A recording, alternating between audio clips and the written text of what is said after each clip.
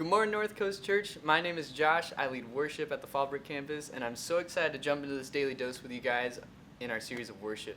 And if you want to follow along, I'm in John chapter 12. And just some backstory, this story takes place 6 days before the Passover, and Jesus is at a dinner with all his friends. All the disciples are there. Mary and Martha are there, and we'll hop in. John chapter 12, verse 3. Then Mary took about a pint of pure nard, an expensive perfume. She poured it on Jesus' feet and wiped his feet with her hair, and the house was filled with the fragrance of the perfume. So right off the bat, this just seems like pretty weird.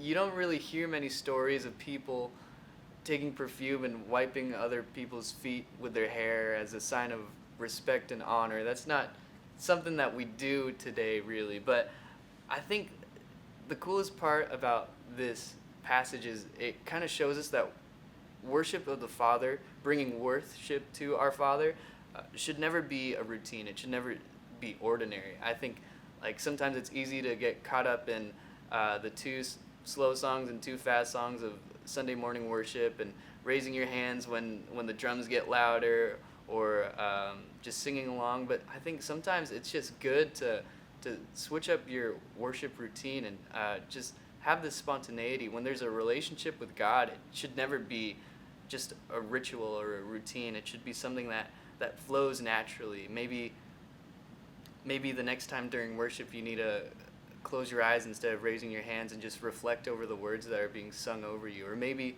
it's not even in the context of singing. Maybe you just need to sit in your car and just pray before you drive to work. Maybe it's praying with your spouse before going out to work. I think worship should never just take the form of one thing and one thing alone. I think it's up to the relationship that you have with your Father. And continuing on in verse 4, but one of his disciples, Judas Iscariot, who was later to betray him, objected.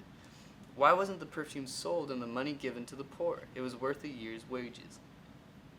And this verse is important because it shows that Judas had this one idea of what he believed worship should be, and Mary had this other idea of what worship should be.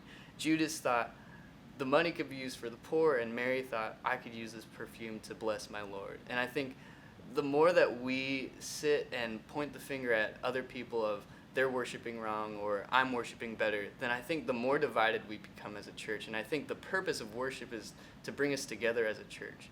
So if you're the one that's sitting there with your arms at your side and you're watching people raising their hands during worship and you're like, man, that's so weird, I could never do that, then maybe you need to check your heart.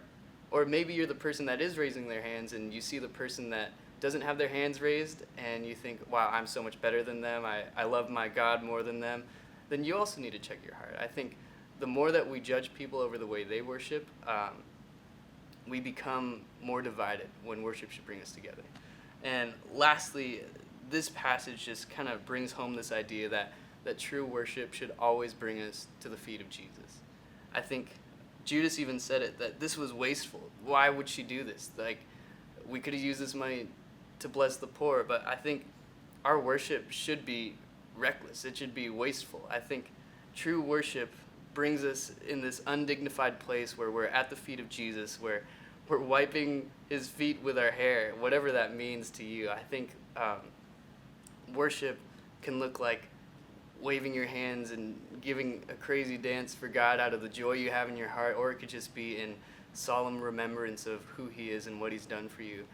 There should never be a boundary that we put around worship. I think worship should be the way that we relate with our God. And if that's whatever you're doing, if it's bringing worship to God, if you're bringing weight to the glory of his name, if you're exalting God and just proclaiming his glory, then let that be worship, and let that be the way you worship, and don't point the finger and say what's right or what's not right, because ultimately worship should bring us together.